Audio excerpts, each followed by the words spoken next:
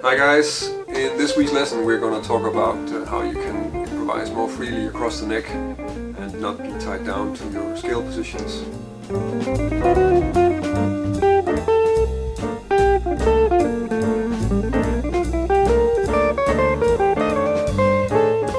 So this lesson is of course the result of me asking if this kind of lesson would be something you guys want to hear about on social media. And when I did that, I didn't really think about how difficult it was going to be to make the lesson. And that is a little bit difficult, but I'm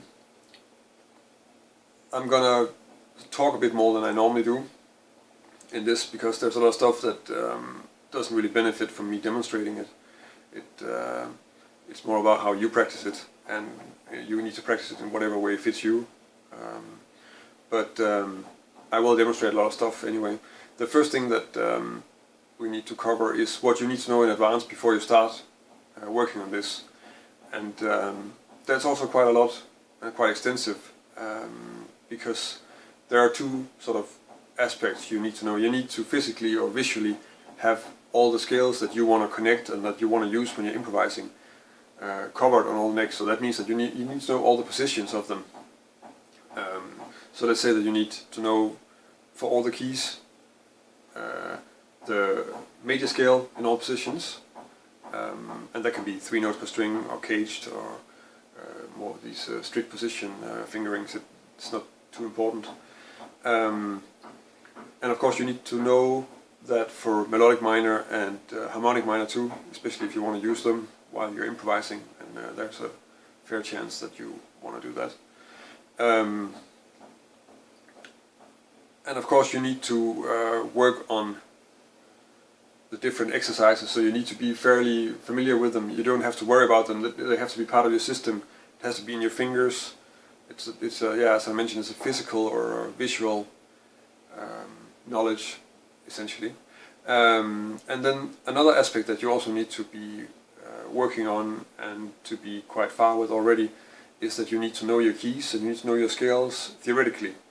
So you need to know the notes of the scale. You need to know what the different diatonic chords are basically in all keys.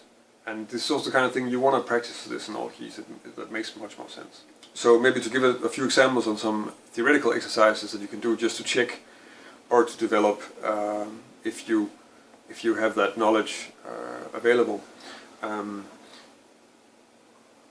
Let's take a scale like B harmonic minor, and let's play that on the first string. So the first thing you need to figure out is what are the notes of B harmonic minor, and then what's the first one I can play, and then you just play upwards following, so you know the notes and you know the order of the notes and so on and so forth. So if I do that, that's going to be like E, F sharp, G, A sharp, B, C sharp, D, E, F sharp, G, B sharp, A sharp, B, C sharp, D.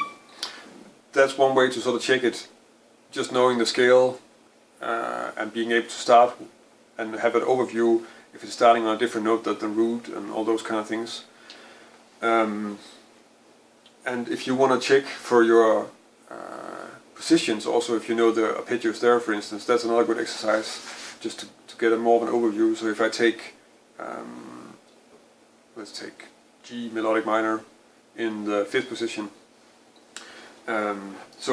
I'm going to play the diatonic arpeggios in this position, moving up a 4th. So that means that I'm going to be playing A, D, G, and C. So that means that we're going to get A minor 7, D7, G minor major, and C 7. Getting another overview of the scale and just checking, well, okay, do I know all the arpeggios? If you start thinking like, well, G melodic minor is B flat major with an E instead of an E flat and an F sharp, that process is too long. So you need to have an overview, and you just need to know the scale. You just need to know them by heart. And practicing like this, where you're thinking while you're playing, is probably the best way to do that. It's not difficult, but you do need to learn a lot of stuff by heart like that. And the best way to do it is actually while you're playing, while you're using it. So playing stuff where you're forced to think, and that's why I'm saying, well, play the scale on one string, play the scale in thirds on one string. So if I play my G melodic minor on the 2nd string, In thirds it's going to be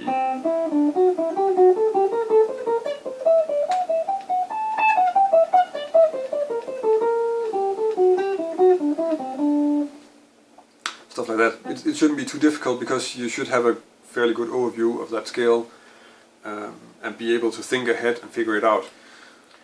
Another good technical exercise, if you want to practice your theory, is to play arpeggios on a certain set of strings. So let's say we play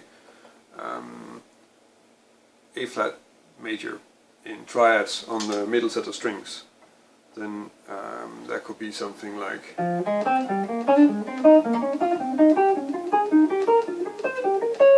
so.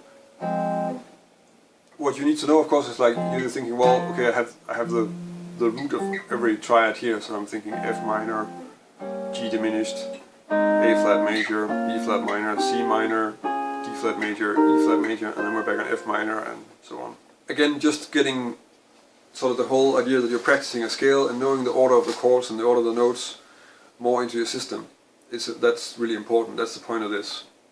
So once you have this knowledge, then we can move on to some technical exercises that will help you connect the different things, because right now the theoretical exercises are not too much in the positions. They're more just teaching you the notes and stuff, and we need to sort of combine the visual and the physical stuff that we have from the scales and the exercises in the scale positions with the theory, and to create an overview so that we can play melodies across the neck. Before we do that, another thing that maybe I want to point out is that this is a lot of work.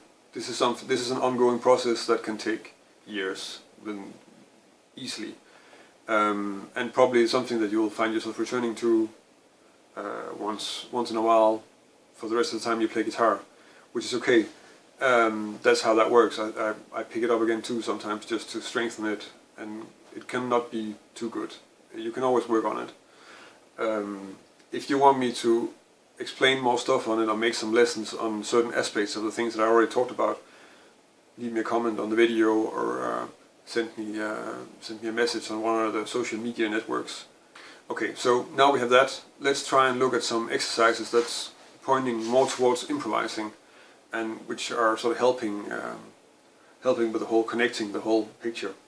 So if you know all the scales all over the neck, you need to practice moving between them, and the easiest way to just move between them is to have these open-ended exercises, technical exercises that are not playing a certain pattern all the time, because if you play you're playing your fingerings, of course, and they're the same every time you play them, hopefully. But when you're improvising, you don't have a set pattern. So you start working like that when you're playing scales too.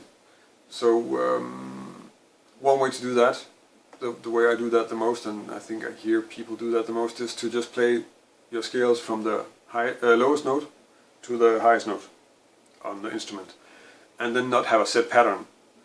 So just keep trying to figure it out, so that you're actually not only practicing the scale, you're practicing finding the scale while you're playing it, and you're actually finding it in all the positions and all the ways that you practice them theoretically and physically, and using the overview that you build up with the other exercises I talked about. Just to demonstrate, if I play the key of B flat major from the highest note to the lowest note, that would be something like this.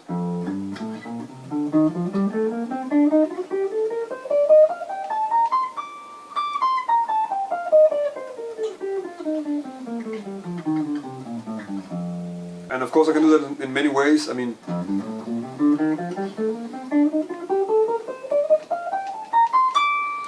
it doesn't have to be in one way.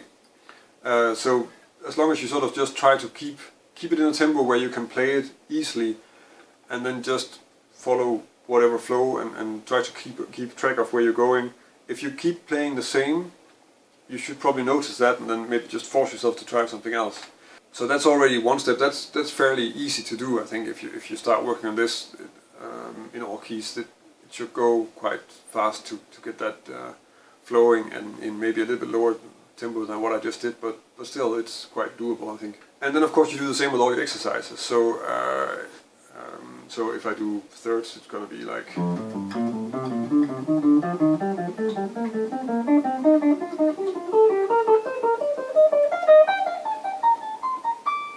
So that's how you work on a technical set of exercises to prepare you to play in several positions. The next thing you want to do is of course to just work on improvising in several positions. And basically that's just improvising and then forcing yourself to change position. So if I stay with my B flat major,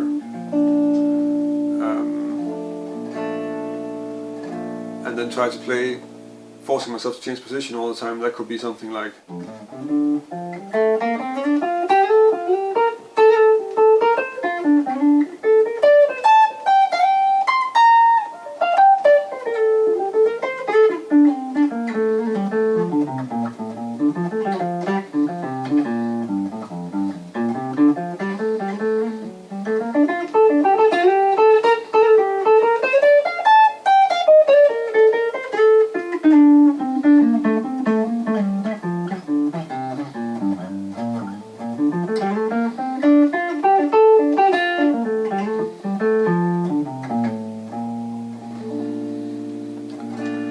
So in that way I'm just playing up and down. I'm using my knowledge of all the positions and just the fact that I can pretty much just see the chord notes everywhere, and I have an overview of the key, and then I'm just improvising like that. And the fact that you're forcing yourself to move all the time means that you have to come up with melodies that's going to fit in the next position. And the first few times it's going to be really difficult, but once you start working like this, it's going to open up a lot more, and you get more used to making melodies that move across positions like this. And then of course you just start working on more complicated progressions. So I think the obvious thing to do would be to take a vamp. So maybe let's take I don't know, a G major turnaround with altered dominance, so like G major 7, E7 altered, A minor, D7 altered, and then do the same with that. That's going to be something like...